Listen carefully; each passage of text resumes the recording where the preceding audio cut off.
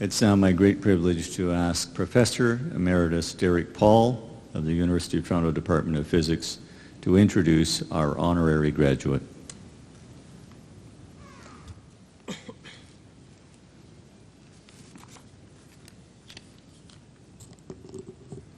Adele Buckley obtained a PhD from the University of Toronto in aerospace engineering in 1974.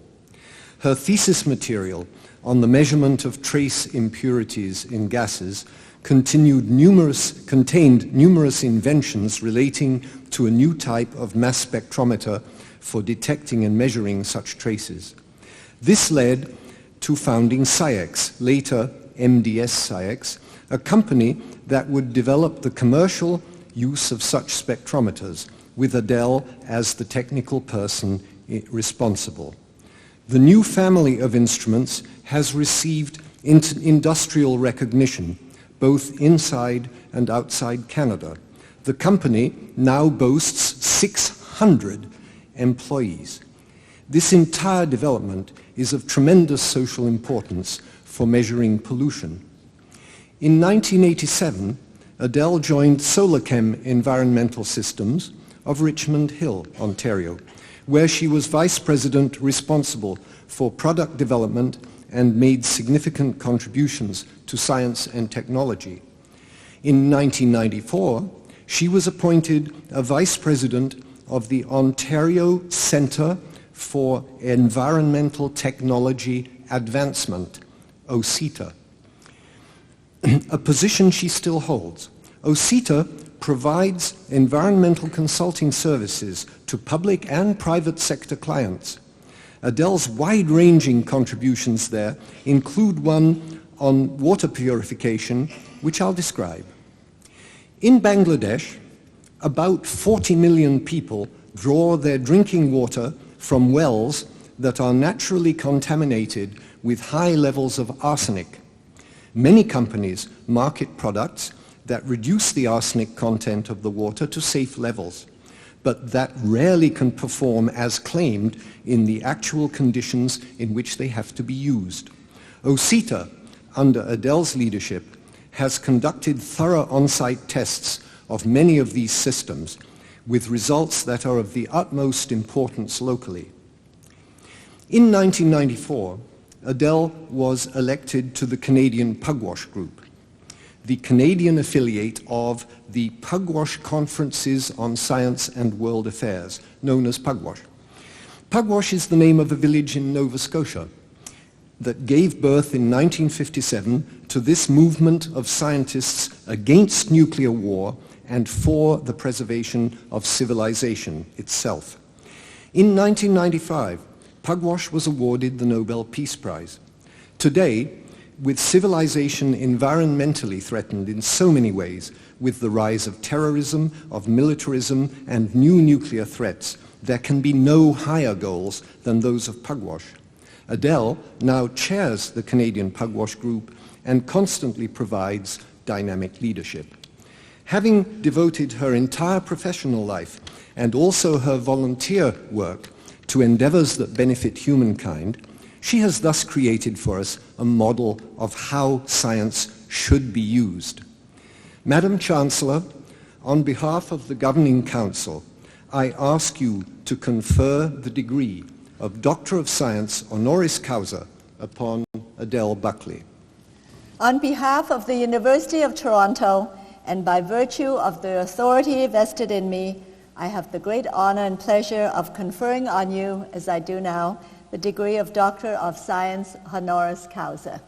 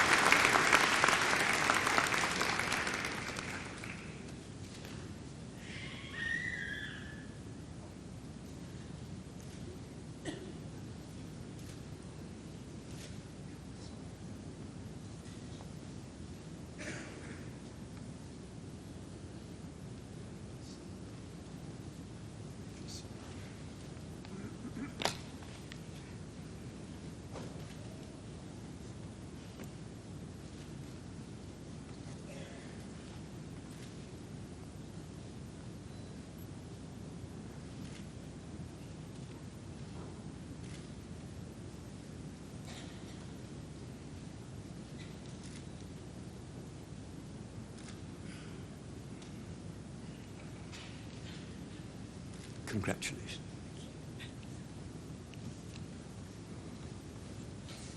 Chancellor Poi, President Naylor, Dean Bennett Thanopoulos, Dean Pfeiffer, faculty members of the University of Toronto, special guests, new graduates of the university, and their family and friends.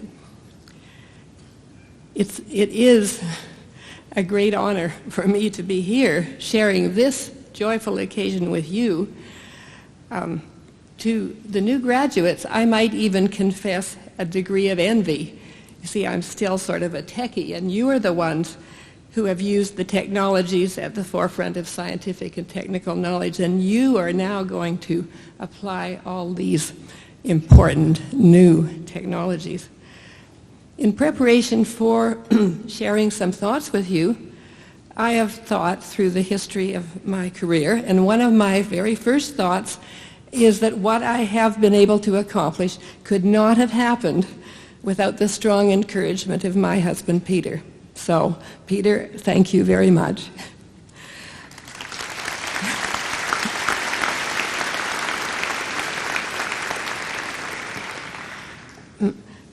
I happen to be able to have a very rare opportunity to be part of a new venture.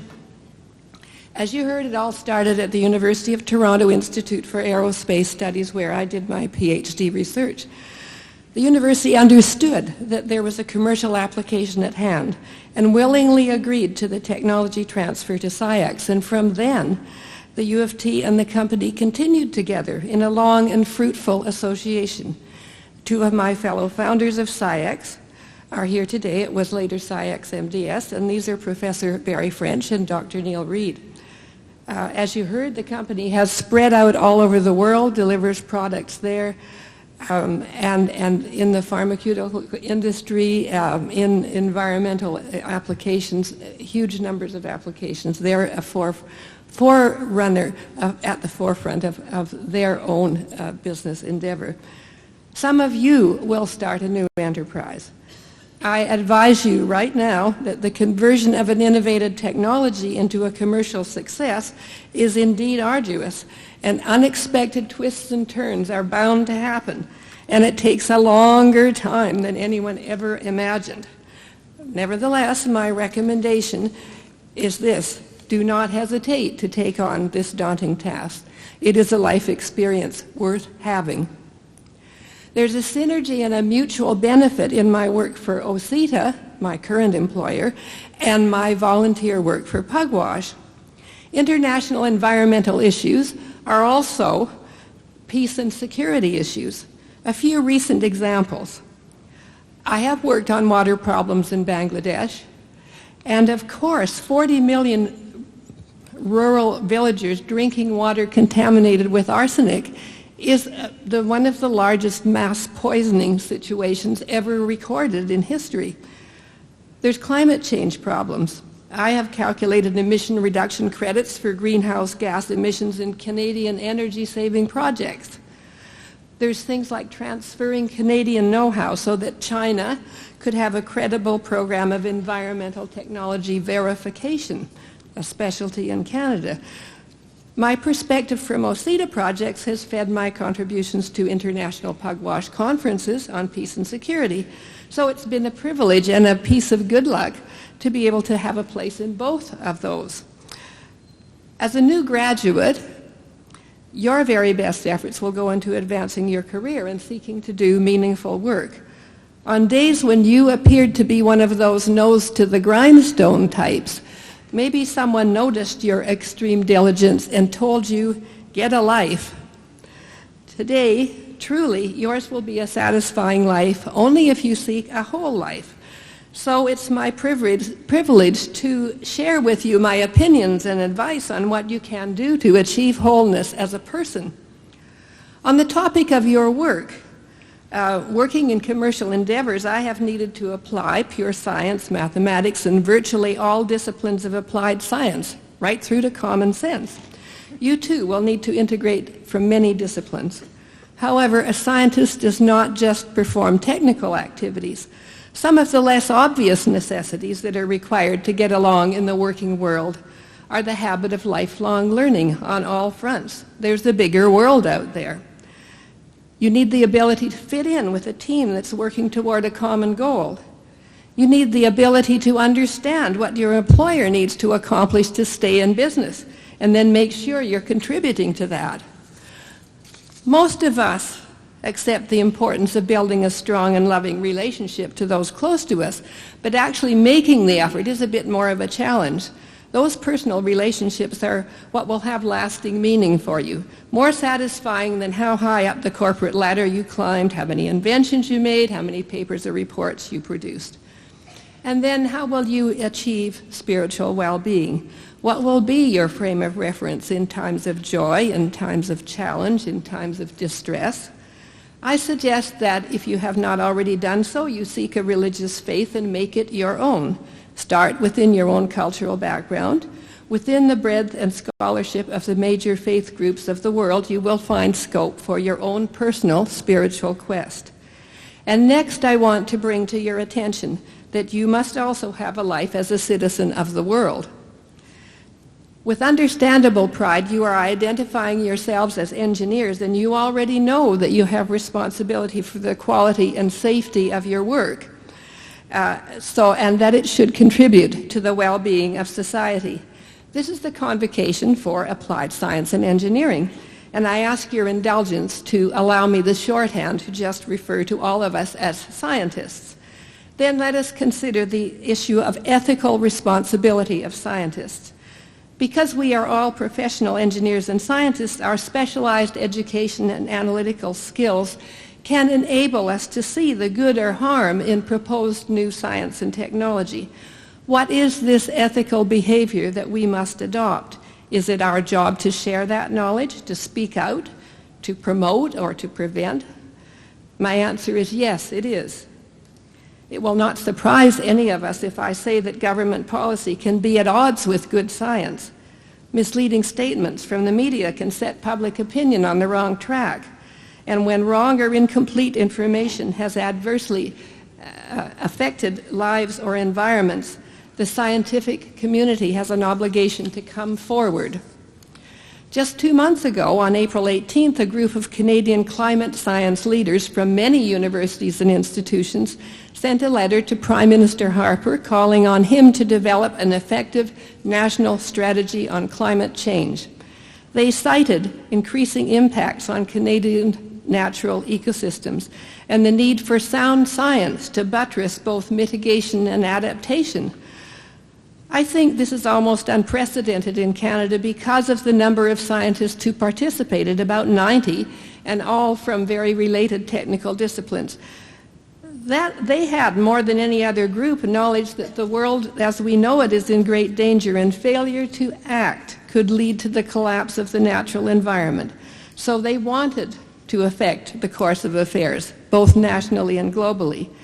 As you heard, my own work is with the Canadian Pugwash Group, and indeed they are about to celebrate their 50th anniversary of the time that the 10 scientists from 22 countries gathered in our very own country, because again, a way of the world as we know it dying is from an extensive nuclear exchange. From the start, in Pugwash, Nova Scotia, came a worldwide movement.